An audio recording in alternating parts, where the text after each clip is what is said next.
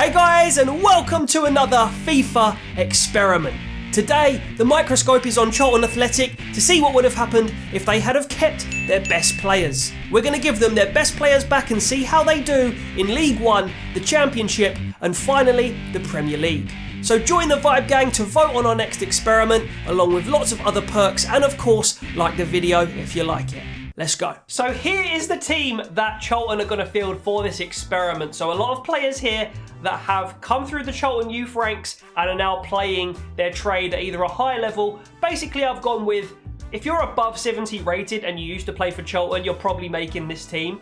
Let me know as well if I've forgotten any players, guys, any players that were on loan at Charlton once upon a time or that came through our ranks, even players that we signed at some point in the past. So let's start in goal with none other than Nick Pope. Now, this guy came through the Charlton Academy. Actually, a lot of fans were a bit unsure whether he was going to really push on and make it as a sort of top-level pro, but did he prove those people wrong? Currently playing for England and, of course, Burnley, and he is an 82 rated goalkeeper. At right back, we have Dijksteel. Anthony Dijksteel, still quite young, 24 years old, the Dutch-born right back, can also play centre-back, currently making his trade at Middlesbrough, and I think this guy has got a pretty bright future ahead of him. Joe Gomez, of course, probably one of, if not the most high-profile European player on this entire team. He is an 83 rated, has been riddled a bit with injury since his move to Liverpool, but when he has been consistently playing alongside Virgil van Dijk, he is definitely considered, I think, England's best centre-back. So a huge talent at centre-back alongside another massive talent,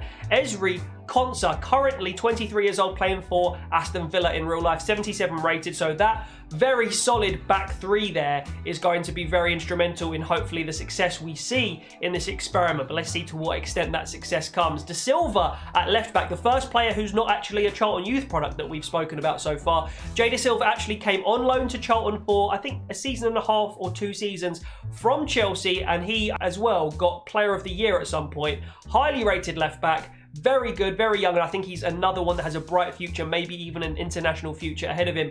On the right side of midfield, we have Johan Berg Gudmundsson, who Charlton did sign a few years ago from AZ Alkmaar, introduced him into English football, and then he did get his move after, I think, being the top assister in the Championship when Charlton got relegated, which says a lot about this guy's quality. But he, of course, makes his trade now as well for Burnley, second Burnley player here, and a very solid wide midfielder, also part of that Iceland crop of players that came up and did so well at international level. Coquelin, another player who we had on loan, and I would say his loan spell to Charlton really sort of shifted his career into motion. When he got recalled from Arsenal, he started featuring in the Arsenal first team, obviously now playing in the Spanish league, I believe, for Villarreal. But alongside him is Jonjo Shelvey, a player who is still in his prime age, but has maybe not come on as much as this guy's quality suggests he could have. So he's currently playing for Newcastle, is playing in the Prem, but this guy's passing range, his vision, his distribution, the way he strikes the ball, his technique, he could be doing a lot better, but still playing at a very high level, playing in the Premier League, which is the best league in the world. 75 rated, not really going to grow, but a very solid midfielder to be in there. And then Lookman making up the rest of the midfield, another player who I think has a very bright future in the Premier League ahead of him. 23 years old, 76 rated, currently tearing it up for Fulham, playing very well, getting, improving his goals and assists statistics, and he is a very solid player out on that left. Carlon Grant, again, another young player who came through Charlton's academy. 23 years old, again, a lot of 23-year-old players. Apparently there was a very solid year of graduating through the Charlton youth ranks, but he is in alongside Jermaine Defoe up front, who is 38 years old, a veteran, and a lot of people don't even realise that he did come through the Charlton Academy, and controversially, I believe, was switched over to West Ham. On the bench, Dimitrovic, who we briefly had. He didn't play much for us, but he has now gone on to be a very, very solid keeper in the Serbian national team as well. Patrick Bauer, the playoff hero, did score the winner for Charlton against Sunderland only a couple of years ago in the playoff final, currently playing for Preston. Carl Jenkinson, another player who went through Arsenal and never quite pushed on to be a Premier League right back, but still a solid right back to be on the bench. Dale Stevens, he was brilliant for us in the 2012 title-winning campaign where we got a record points tally. 74 rated right now, currently playing, I think it's for either Brighton or Burnley. I think it's Burnley, right?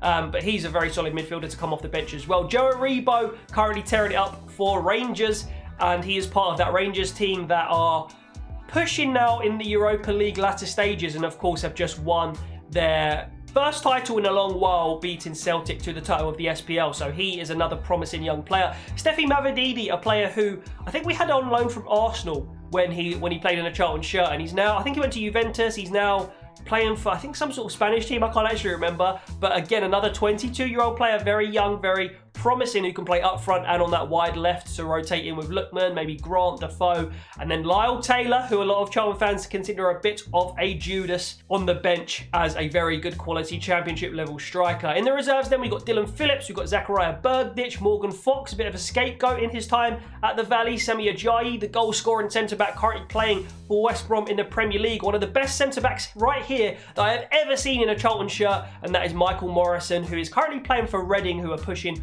for Premier League promotion. Christian Bilic, another fantastic player who we had on loan from Arsenal, another young talent who I think has a very bright future, and I assume as well he will be playing in the Poland national team at some point, because he is absolutely quality in that centre defensive mid or centre back spot. Also met him, very, very nice guy, recorded a video with him, you can check that out on the channel actually.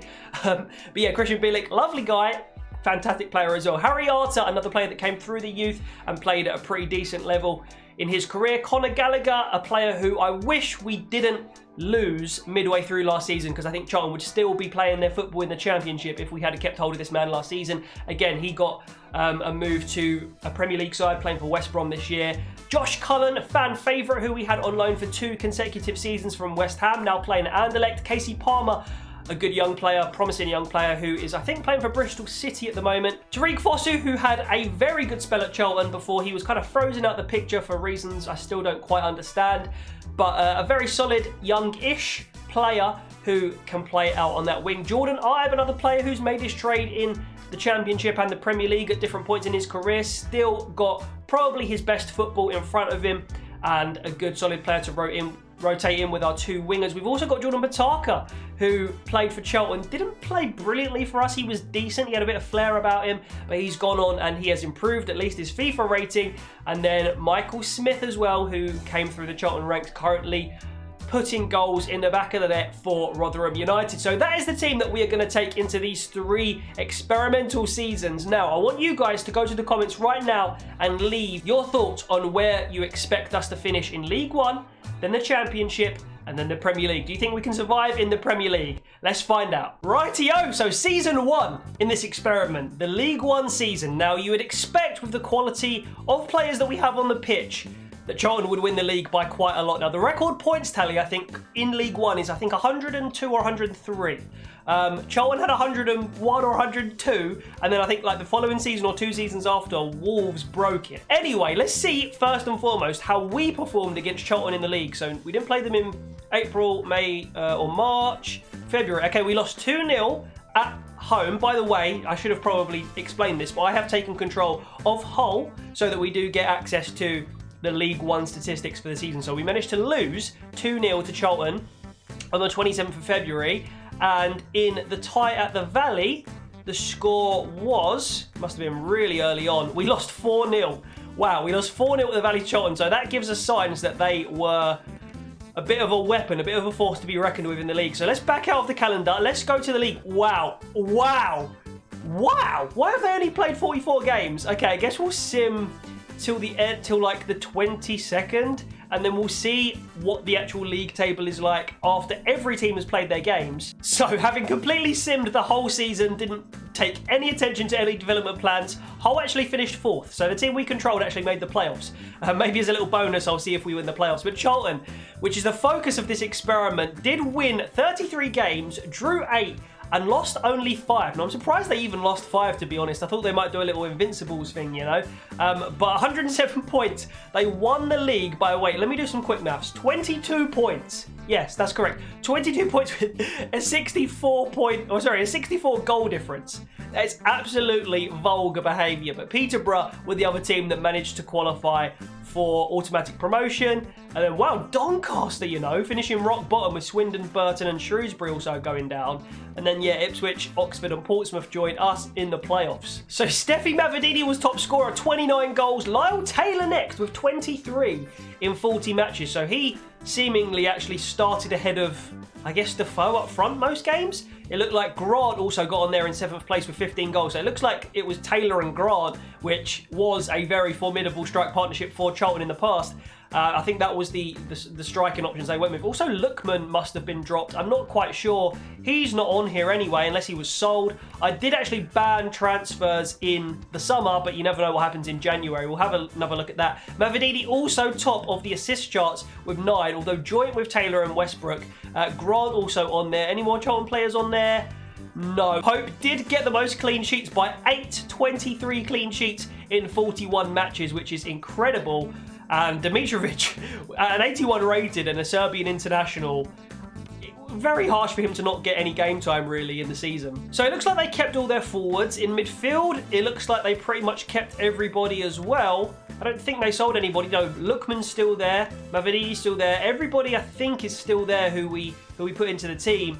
And yeah, it doesn't look like they've made any signings whatsoever. I guess you can't really improve the squad that they inherited for League One. So there we go. That was pretty much the obvious season done and dusted. Now, we're going to slightly up the difficulty for Charlton because they are going to go in the Championship where they'll still probably be the best team, but there are a lot of other good teams in the Championship, so you never know whether one of them might, beat them to first place. So let's have a look and see how they do in the Champ. Portsmouth on the 5th. Now, are we going to get the win and get Hull promoted up to League One by doing absolutely nothing? We are. Wow. Brilliant stuff. So once again, guys, looks like we've made the playoffs. We have taken control of Watford for this Championship season to see how Charlton have done. Let's go and have a look and see if, we did actually beat Charlton with Watford. So maybe that's a sign of Charlton maybe not finishing in that top 6, but we will see. So that was on the 31st of March.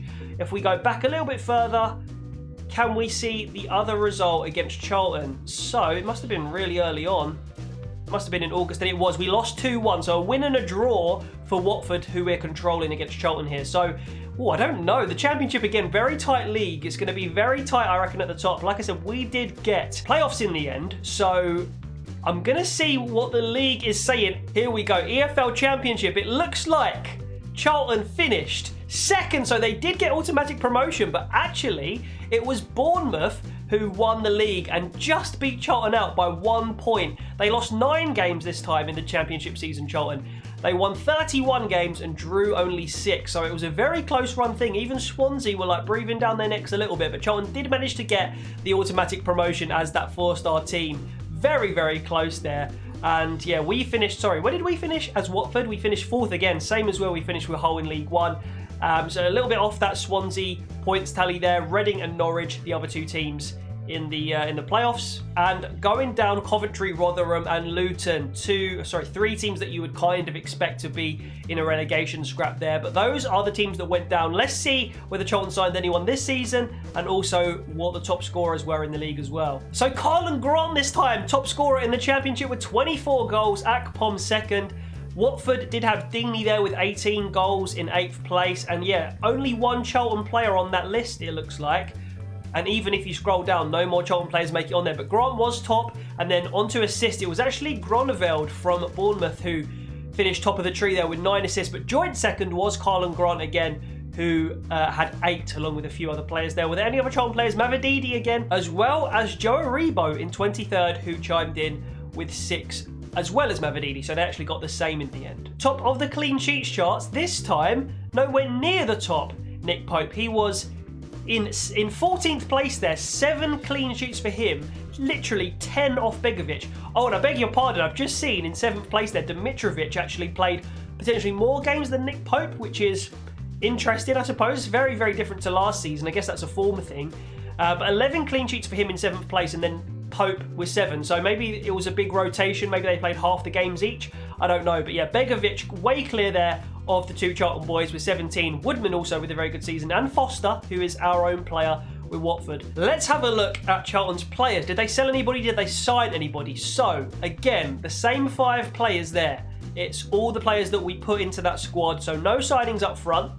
Again, in midfield, it's pretty much all the same. And I can't think of anybody who's been sold there. And then at the back as well, yeah, literally looks like no transfer business done for Charlton. Are they short of centre-back? No, I don't think so. I don't think so. They've kept pretty much everybody, I think. And then, yeah, in goal, again, no signings for Charlton in the second season running. So now, guys, it's the ultimate test. We're going to find out how Watford did in the playoffs, just as a little bonus. But then the ultimate test for Charlton, how are they going to fare with that team that we showed at the beginning of the video in the Premier League? Let's find out. So 2-1 in the first leg against Reading. Here's the second leg. We won it 1-0, which means we get Norwich in the final. And are we going to get our glory at Wembley with Watford? We are, 2-0. So we managed to get Watford promoted by literally just simming the entire season. And here we are, guys, the end of the final season. We took control of Manchester City. And I saw a lot of green popping up despite simming the whole season, as we did with Watford and as we did with Hull. I saw a lot of wins pop up. And I think I did see us win, yes, against Charlton there 4-1 on the 21st of April. I didn't see the fixture before that, though. Honestly, I'm just hoping that Charlton survived in the Premier League. That's all that I want from this experiment. I just want to know that if Charlton had kept their best players, we would have survived in the Premier League. Hopefully with some level of comfort as well. But we did actually win at the Valley as well with Manchester City 2-1 on the 22nd of August. So if we go back, let's find out how Charlton did in the Premier League. So I'd imagine they're in the bottom half of the table. That's almost certain in my mind. Not 11th, not 12th. No.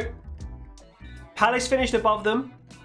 Oh, we've got 2 more slots left before they might have been relegated. Southampton in 15th, Burnley in 16th. It's got to be Charlton in 17th.